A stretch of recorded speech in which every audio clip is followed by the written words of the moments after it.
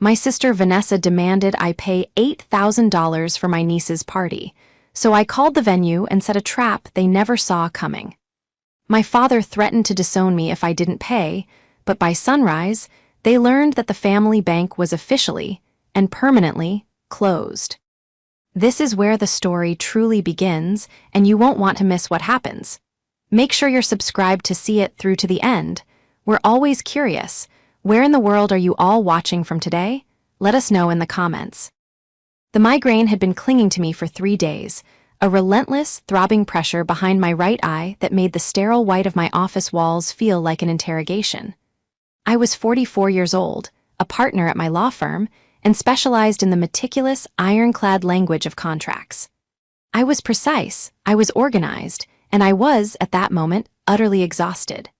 I had just closed a brutal multi-state merger, working 80-hour weeks for a month straight. My body was staging a full-scale rebellion. I was running on caffeine and fumes, and all I wanted was to crawl into bed for a week. That was when my phone buzzed on the desk, the vibration rattling against the polished mahogany. It was a text from my sister, Vanessa. My stomach instantly tightened. Vanessa never texted just to say hello. Her messages were always prologues to a request, usually financial. I squinted against the light of the screen, my head pounding. It wasn't a text. It was a picture. A picture of a reservation confirmation for Le Chatelet, one of the most absurdly expensive event venues in the city. Below it, another picture, my niece, Lucy, grinning in a designer dress that looked like it cost more than my first car. Then another, a screenshot of a DJ's website, complete with pyrotechnics. Finally, a text message landed. Harriet, Lucy's Sweet 16 is going to be iconic, just wired the deposits. The total is $16,000. Your half is $8,000. Need it by Friday. Zoxo. I stared at the message, the words blurring and sharpening with the pulse in my head. Your half. As if this was a shared utility bill. As if I had been consulted. As if I hadn't just paid off her credit card dead again 3 months ago. The sheer, unadulterated audacity of it was breathtaking. I had always been the family safety net. The responsible one. The one who sacrificed, who saved, who built a life from discipline and exhaustion, while Vanessa built a life from my bank account. I typed a single, measured sentence, my thumb shaking slightly from a combination of rage and fatigue. Vanessa, that is an astronomical amount of money. I cannot pay for this. The reply was instantaneous, as if she'd been waiting, phone in hand. Don't be like this, Harriet. It's for Lucy. Don't you want your niece to be happy? It's just money. You have plenty. It's just money. The phrase echoed in my skull. Money I'd earned by missing holidays, by working weekends, by sacrificing relationships. Money she treated like it grew on a tree in my backyard, a tree she was perfectly happy to strip bare. I placed the phone face down. I couldn't deal with this. Not now. I closed my eyes, pressing the heels of my palms against my temples. I needed to draft a response, something firm, something final. But before I could, the phone buzzed again. This time, the caller ID made my blood run cold. Dad. I let it ring, my heart hammering against my ribs. It went to voicemail, then immediately started ringing again. He was 70, retired, and completely under Vanessa's spell. In our family dynamic, I was the engine, and he was the one who handed Vanessa the keys. With a sigh of resignation, I answered. Hi, Dad. Don't hi, Dad me, Harriet. His voice boomed, sharp and cold. Vanessa just told me you're refusing to help with Lucy's party, after everything we've done for you. I winced. Dad, it's not helping. It's $8,000 for a one-night party. It's reckless. She didn't even ask me. It's for your niece, he shouted, and I had to pull the phone away from my ear. It's family, Harriet, or have you gotten too rich and important to remember that? Vanessa is trying her best. She's an event planner. Appearances are important. She's a part-time event planner who lives in a house I put the down payment on, I said, my voice dangerously quiet. She needs to live within her means. There was a pause, a heavy, loaded silence. Then his voice dropped to a level that I knew meant he was about to deliver the final blow. You know, your mother, God rest her soul, would be ashamed of you. Absolutely ashamed. You pay up or you're dead to us. Do you understand me? You'll be out of this family for good." The line clicked dead. I sat there, the receiver still pressed to my ear, the dial tone buzzing. The threat wasn't new, but it had never been so explicit. Pay up or you're dead to us. All for a party, all for Vanessa's ego. The room spun, the migraine roaring to life. It wasn't the money, not really. It was the expectation, the entitlement, the complete and utter disregard for me as a person, reducing me to nothing more than a walking, talking ATM. And in that moment, something inside me didn't just break, it hardened. It crystallized into a single, cold point of clarity. I had spent my entire life trying to earn their love, and all I had managed to do was purchase their resentment. The betrayal was worse than the migraine itself. The immediate aftermath was a blur of numbing silence. I sat in my office until the sun went down, the city lights twinkling on outside my window, mocking me with their festivity. I didn't cry. I was too tired to cry. I was just empty. The emotional exhaustion was so profound it eclipsed the physical. My father's words, "dead to us," replayed in a loop, a vicious soundtrack to my sister's entitled demands. I drove home on autopilot, the migraine having settled into a dull, manageable ache. My apartment was quiet, meticulously clean and empty. It was my sanctuary, the one place in the world that was entirely mine, built and paid for by my own relentless work. As I dropped my keys into the ceramic bowl by the door, a wave of profound loneliness washed over me.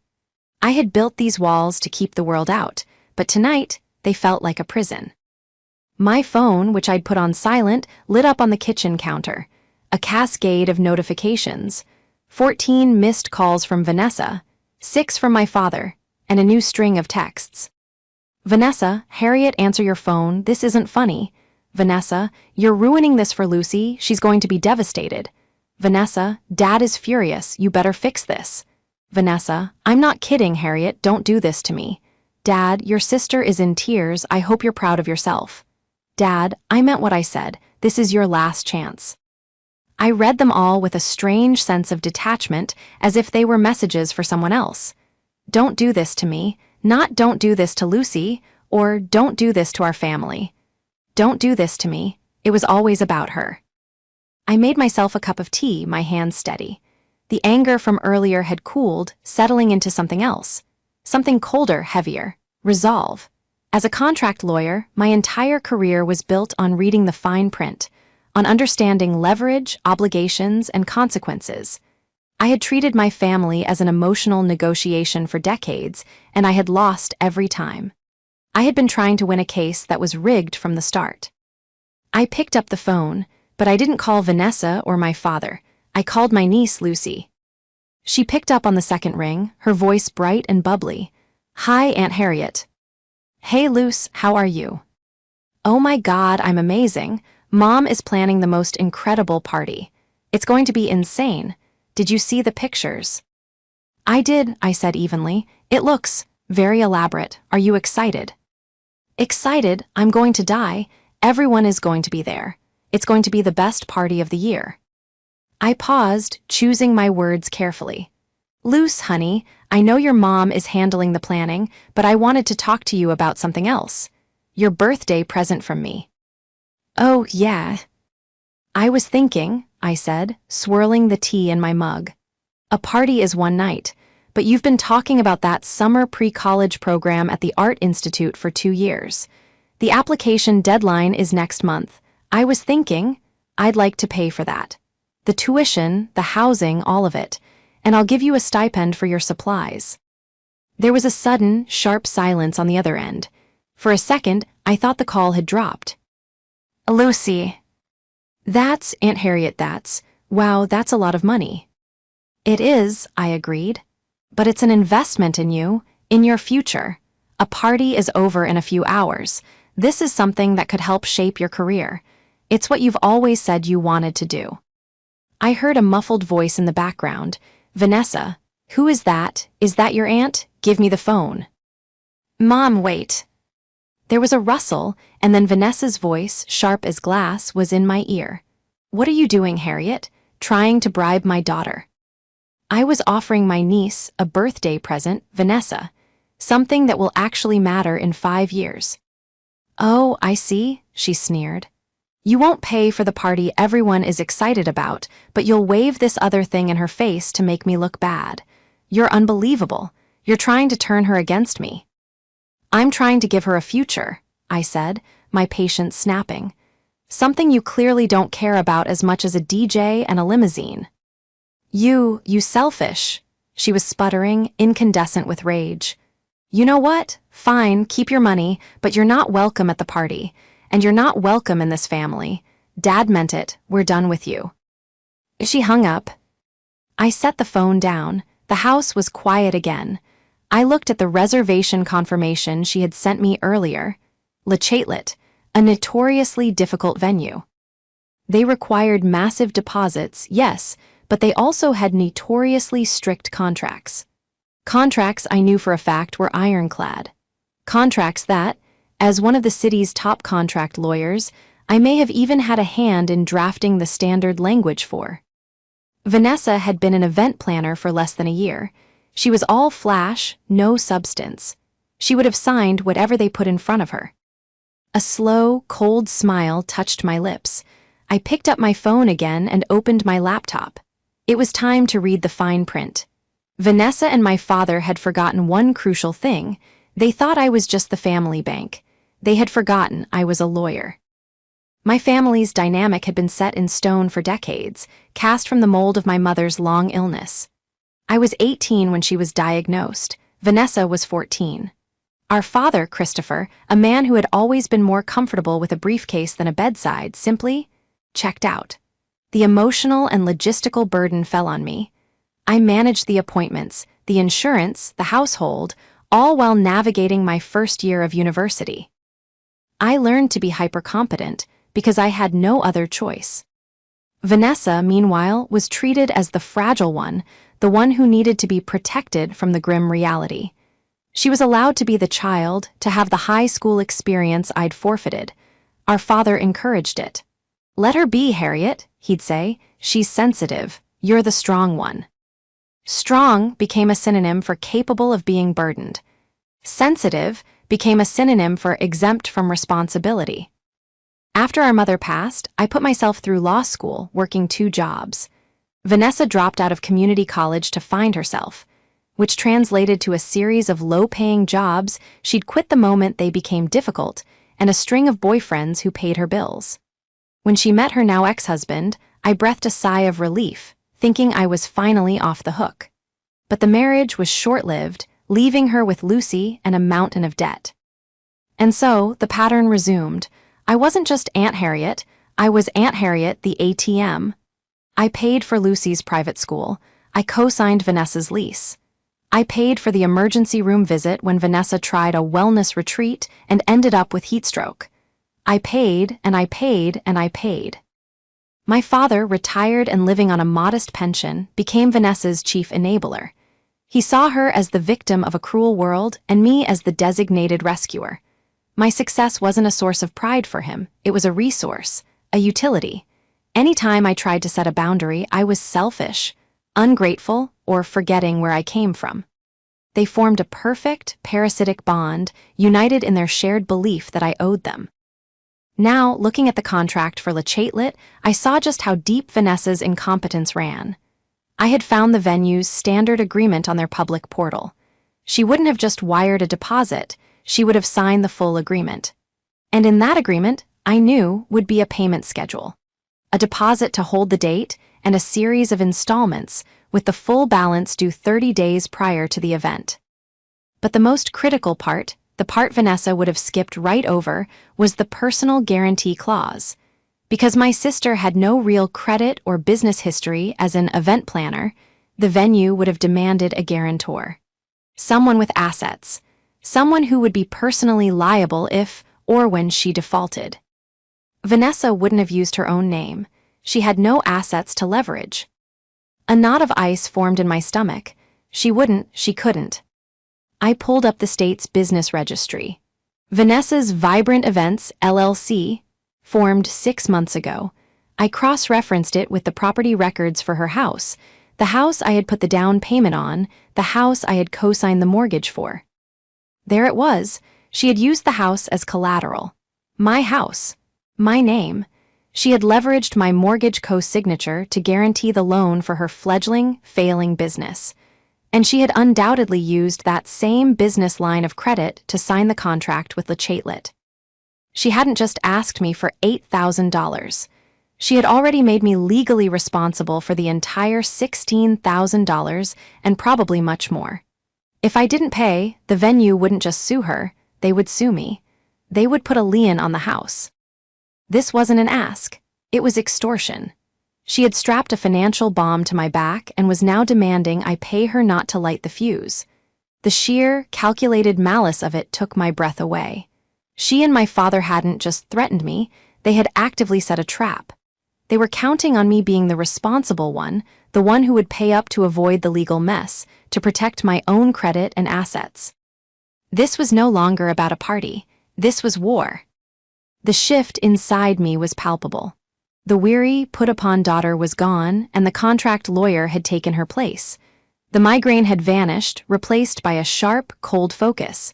They thought they had me cornered.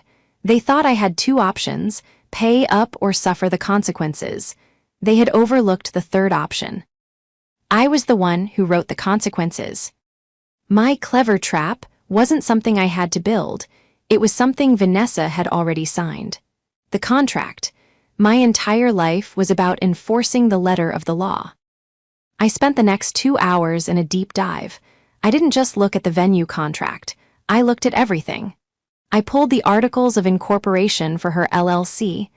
I pulled the financing agreements she had signed, the ones that used my co-signed mortgage as a guarantee. I was meticulous. I cross-referenced every date, every signature, every clause. And I found the flaws.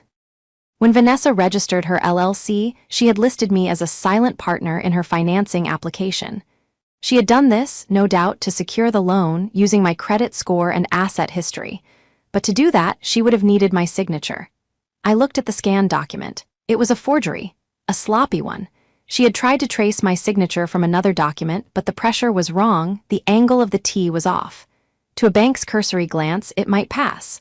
To me, it was a declaration of fraud. She hadn't just been entitled, she had been criminal. This changed everything. The $16,000 party was a symptom. The disease was the fraudulent business loan. Lachatelet was just one of many creditors she had likely secured using my forged signature. I immediately called my own lawyer, Michael, a man I'd worked with for 15 years. It was 11:00 p.m. He picked up on the first ring. "Harriet," he said, his voice instantly alert, "this can't be good." "It's bad, Michael," I said, and I walked him through it. The co-signed house. The LLC, the forged signature, the venue. He was silent for a long moment. "Wow, Harriet, this is scorched earth territory. This is wire fraud." "I know," I said, "but it's my leverage. She's in breach of the financing agreement, which means the loan is in default. And since the LLC is a house of cards, she has no protection. She's personally liable. But so am I, as long as that forgery holds." "What do you want to do?" he asked. "We can go to the bank, report the fraud. They'll freeze her accounts and likely pursue criminal charges." I thought about Lucy. I thought about the sheer, public humiliation of it all. I didn't want my niece to see her mother in handcuffs. Not yet. I wanted to dismantle Vanessa's life, not detonate it. "No," I said. "Not yet. I want to contain this. I want to sever myself from her, completely and legally. The bank is one thing, but the immediate threat is this party. She's using the fraudulent loan to pay for it. I'm already on the hook for the venue." "What's the plan?" "The venue," I said, looking at the contract. "Lachatelet. The contract will have a payment schedule. She's paid the deposit. The next installment will be due soon. She's counting on my $8,000 to make it. When she defaults on that next payment, the venue's cancellation clause kicks in." "And," Michael prompted. And, I said, a grim satisfaction rising in me, the cancellation clause will state that all deposits are non-refundable, but it will also state that the client, Vanessa, is liable for the full remaining balance. When she can't pay, they'll come after the guarantor. Me. So you're still going to have to pay, he said, confused. No, I said, That's when you call them. You inform them as my legal counsel that the business loan used for the deposit was secured by fraud. You show them the forged signature. You explain that Vanessa's Vibrant Events has no legitimate capital and that my client, Harriet, is also a victim. You make it clear that if they try to come after me for the balance, I will countersue them and the bank for failure of due diligence. I will tie them up in litigation for years. Michael let out a low whistle. You're offering them a choice. Exactly. They can either walk away from the $16,000, keeping the deposit she already paid as a service fee for their trouble, and cancel the event, or they can face a multi-million-dollar lawsuit. I'm betting they'll choose to cut their losses. This is brutal, Harriet. They wanted a war, Michael, I said, looking at the blinking cursor on my screen. They just didn't realize I was the one with all the weapons. The next 2 days were silent. I didn't respond to Vanessa's frantic texts. I let my father's irate calls go straight to voicemail. I was, as far as they knew, the disobedient daughter, the selfish sister, hiding in shame. In reality, I was gathering my armor. Michael had confirmed it all. The bank, upon seeing the forgery evidence, had internally flagged the account. They were holding, waiting for my signal. The signal would be Vanessa's default. According to the venue contract, the second installment of $4,000 was due by 5:00 p.m. on Thursday. The party was on Saturday. At 5:01 p.m. on Thursday, my phone rang. It was Vanessa. I let it ring. 5:02 p.m., Vanessa again. 5:03 p.m., a text. Harriet, the venue just called. The payment didn't go through. My card was declined. I need you to send the money now. 5:04 p.m., a text from my father. Pick up your phone. You're playing a dangerous game, girl. I let them simmer. I waited until 6:00 p.m. Then I called Vanessa. She picked up before the first ring finished, her voice a strained shriek. Harriet, thank God, you need to transfer the money. They're going to cancel the venue. You have to do it right now. Hello, Vanessa, I said. My voice is calm and cool as a courtroom. Don't hello, Vanessa me. The payment is late. Lucy's party is in 2 days. Send the money. I'm afraid I can't do that, I said. What do you mean you can't? It's just $8,000, just do it. Actually, I said, leaning back in my office chair, it's not. The payment that was due today was $4,000, which you apparently don't have. Because the bank, it seems, has frozen your business account. The silence on the other end was heavy, suffocating. I could hear her sharp, panicked breathing. How, she whispered, how did you know that? Because my lawyer informed the bank about the fraudulent loan you took out by forging my signature. I let the words hang in the air. This was the reveal, the moment the trap sprung. I don't know what you're talking about, she stammered, but the panic was dissolving her bravado. That's crazy, I would never. Stop lying, Vanessa, I cut her off, my voice sharp. I have the loan application. I have the scan of your sloppy, pathetic forgery. I have the articles of incorporation where you listed me as a partner without my consent. You didn't just ask me for money, you stole from me. You committed wire fraud, a felony. She was sobbing now, a wet, gasping sound. I had to get the business started. It was just to get it on its feet. I was going to pay it back. Pay it back with what? By throwing $16,000 parties you couldn't afford. By demanding $8,000 from me. You weren't building a business, Vanessa. You were building a raft of debt, and you tied me to it to make sure I'd drown with you. You're wrong, she shrieked, the tears turning back to rage. You're trying to ruin me. You're just jealous. You've always been jealous of me and Lucy. The accusation was so absurd, so delusional that I almost laughed. Jealous? Of what? Your mountain of debt, your criminal activities, your complete dependence on everyone else. Dad, she screamed, and I realized I was on speakerphone. Dad, she's threatening me. My father's voice came on the line, shaking with fury. Harriet, you stop this right now. You stop threatening your sister. Whatever loan she took, it was for the family. You will call off your lawyers and you will pay that venue. I am not going to have this family humiliated. There is no family to humiliate, I said, my voice dropping. You made that clear. I'm dead to you, remember? Well, this is me dead. The person you're talking to is Harriet, the contract lawyer, the one whose name your other daughter forged on a federal document. You wouldn't, Christopher stammered. You wouldn't send your own sister to jail.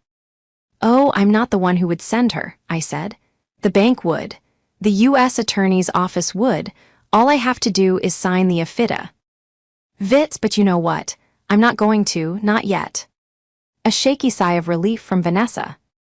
I'm not going to, I continued, on one condition.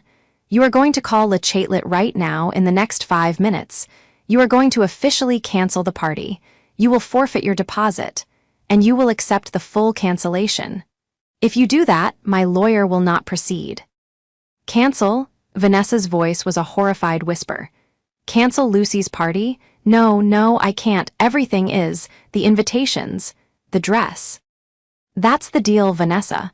You cancel your fantasy or you face reality. Your choice. You're a monster, my father spat. You're enjoying this. No, I said, and the exhaustion I'd felt days ago returned, heavy as a shroud. I'm just tired.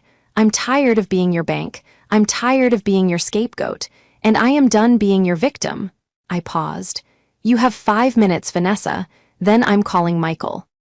I hung up. For an hour, there was nothing. I sat, watching my phone, wondering if she would call my bluff. Part of me, a small, weary part, almost hoped she would. It would be a clean break. A criminal charge, a trial, a definitive end. It would be messy, but it would be over. Then the email came.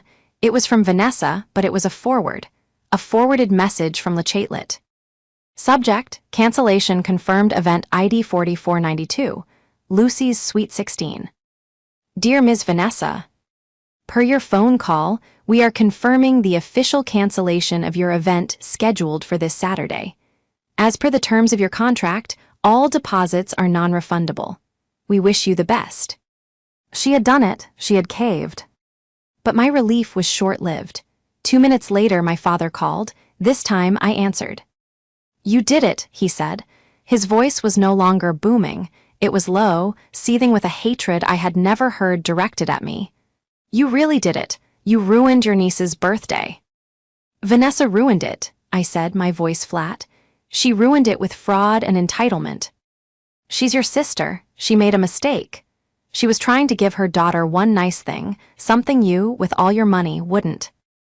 I offered to send Lucy to a pre-college art program, I shot back. A real gift, a real future. You two were the ones who wanted a $16,000 party. You just had to win, didn't you? He hissed. You had to humiliate her. You couldn't just pay. You had to bring in lawyers, threats. You had to destroy her. I was protecting myself, I said, my voice rising. She used my name, my credit, my assets. She put my entire life at risk. And you encouraged her, you threatened me. You told me I was dead to you if I didn't pay for her crime. You're dead to me now, he said, and the finality in his voice was absolute. Don't call, don't come by, you have no family here. You and your blood money can stay in your empty, cold apartment. Goodbye, Harriet. He hung up. I should have felt victorious. I had won. I had stopped the party, I had protected my finances, I had exposed Vanessa. But I just felt hollow. He was right. My apartment was empty. I had won the battle, but I was, in that moment, completely and utterly alone. But the case wasn't closed. Vanessa was desperate, and my father was her enabler. They wouldn't just let this go. They would retaliate. I was right. The next morning, I got a call from Michael. Harriet, he said, you're not going to like this. Your father just called me. He called you. Oh, yeah, he threatened to report me to the bar. said I coerced and blackmailed your sister, said you're mentally unstable, and that I took advantage of a family dispute. He was yelling so loud my assistant could hear him. I closed my eyes. He's trying to intimidate me. He's trying, Michael agreed, but he also tipped his hand. He said, and I quote, "Harriet is going to pay for what she did. Vanessa has proof that Harriet was in on this from the beginning." It's nonsense, obviously, but it tells me their next move. They're not going to just walk away. They're going to try to paint you as the criminal. He was right. They couldn't win on the facts, so they were going to invent new ones. They were going to lie. They were going to claim I was a willing participant in the fraud, that I'd had a change of heart and was now framing Vanessa to get out of paying. "So what do?" I asked. "We cut the head off the snake," Michael said. "We can't just sever you from the LLC, we need to dismantle it, and we need to get to the other creditors before she does. That fraudulent loan wasn't just for the party. Where else did the money go? The designer dress? The limo? The DJ? She would have paid deposits to all of them." He was right. Le Chatelet was just the biggest piece. "Okay," I said, a new, harder resolve setting in. "So we build the full case. I want statements from every vendor she booked. I want a full accounting from the bank of where every dollar from that fraudulent loan went. I want to know exactly how deep this rot goes. And when you have it, then I'll know what to do," I said. For the next 24 hours, Michael and his team were ruthless. They contacted the limo company, the dress boutique, the DJ. In every case, it was the same story. A small deposit paid from the LLC with the balance due on the day, and in every contract, a cancellation clause. But the most damning piece of evidence came from the bank. The loan was for $50,000, not $16,000. The party was just a fraction of it. The rest, withdrawn in cash, siphoned, hidden. She hadn't just been planning a party. She had been planning to run. She was going to throw the party, pay the vendors with my $8,000, and disappear with the $34,000 in cash, leaving me to deal with the loan, the venue, and the fallout. This wasn't just entitlement. It wasn't just fraud. It was a calculated, sociopathic exit plan. And she was going to have her big party on Saturday night, one way or another. I looked at the clock. It was Friday afternoon. The original party was canceled, but Vanessa was an event planner. She was desperate. She was cornered. She would have a backup. I called Lucy. She didn't pick up. I texted her. "Luce, I know you're angry at me, but I need to know where your party is tomorrow. It's important." A text came back, but it wasn't from Lucy's number. It was from Vanessa, using Lucy's phone. "Stay away from my daughter, you psycho. The party is on, no thanks to you. We're having it at Dad's. You're not invited." At Dad's, of course. A final, defiant gathering to prove that I hadn't won, that they didn't need me. They would use the cash she'd siphoned to throw a smaller, but still extravagant, party in the backyard. A final up yours to the sister who had tried to ruin their plans. "Michael," I said, calling him back, "the party is still on. It's at my father's house, tomorrow night." "What are you going to do?" I looked at the file on my desk. The file that detailed $50,000 of fraud. The file that proved a conspiracy to defraud a bank and a family member. "The party is at my father's," I said, "and my father is an accessory. He's been harassing my lawyer. He's been enabling the fraud. He's complicit." "Harriet." "They want a showdown," I said, my voice ice. "They're going to get one, but it won't be me they're facing. Get the complete file ready. We're going to present it."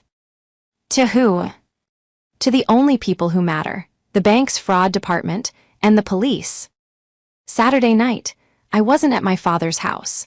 I was in my apartment in my pajamas, drinking a cup of chamomile tea. Michael had filed the official police report that morning, along with the complete, irrefutable evidence package. The bank's fraud department, now facing a massive liability, had moved with lightning speed, cooperating fully.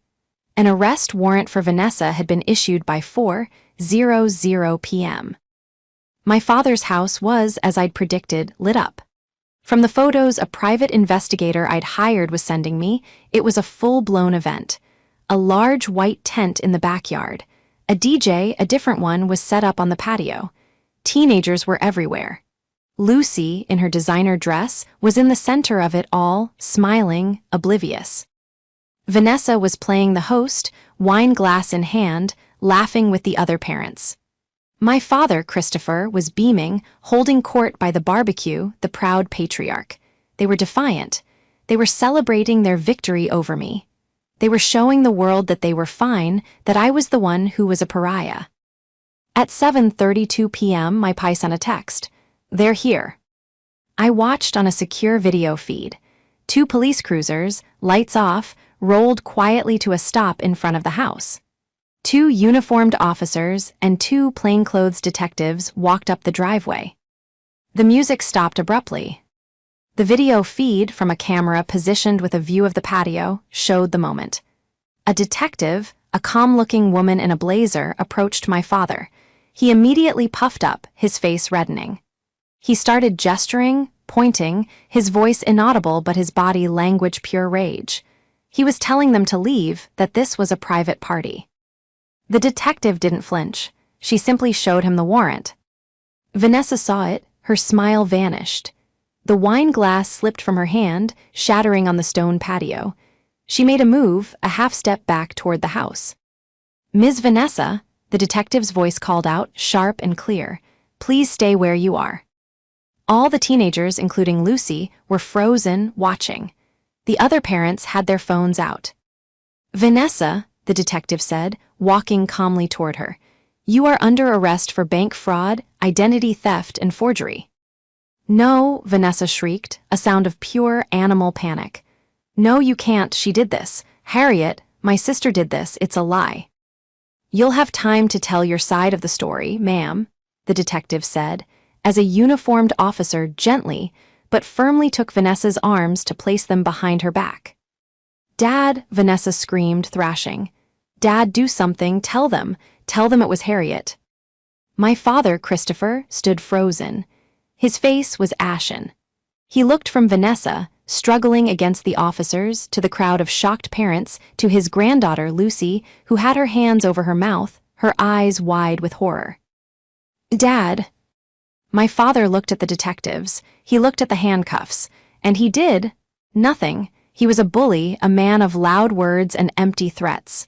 Faced with real, tangible consequences, he crumbled. He was a coward. "Lucy," Vanessa shrieked as they led her away. "Lucy, baby, call Aunt Harriet. Tell her to stop this. Call her, she can fix this. Tell her I'm sorry. Tell her I'll pay her back." And that was the final, pathetic reveal. In her moment of ultimate desperation, she didn't call on her father, the enabler. She called on me, the monster, the fixer, the ATM, the one person she believed, even as she was being arrested for crimes against me, still had the power to make it all go away. The feed showed Lucy, tears streaming down her face, pulling out her phone. She didn't call me. She ran inside, sobbing. The party was over. The music was gone. The parents were grabbing their children, herding them away from the scene. My father was left standing alone on the patio, amidst the wreckage of a shattered wine glass and a collapsed tent of lies. He looked old. He looked small. I turned off the video feed. I took a sip of my tea. It had gone cold. The downfall was as swift as it was total. Vanessa, faced with an ironclad case, had no choice. To avoid a trial and a longer sentence, she pleaded guilty to wire fraud and identity theft. The $50,000 loan, which she'd mostly hidden, was seized. The judge, seeing her as a first-time offender and a single mother, was lenient. She was sentenced to 2 years, suspended with 5 years of probation, 1,000 hours of community service, and most critically, full court-ordered restitution to me and the bank. My father's humiliation was complete. His name was in the local paper, tied to his daughter's fraud. His friends, the ones he'd been holding court for at the party, shunned him. He was a social pariah, the blustering patriarch of a broken, criminal family. He sold the house, his backyard shrine of defiance, and moved into a small, sterile apartment in a retirement community. He never contacted me again, and I, in turn, never contacted him. The most complex piece of the wreckage was Lucy. About a week after the arrest, she called me. Her voice was small, hesitant. "Aunt Harriet." "Hi, Luce," I said softly.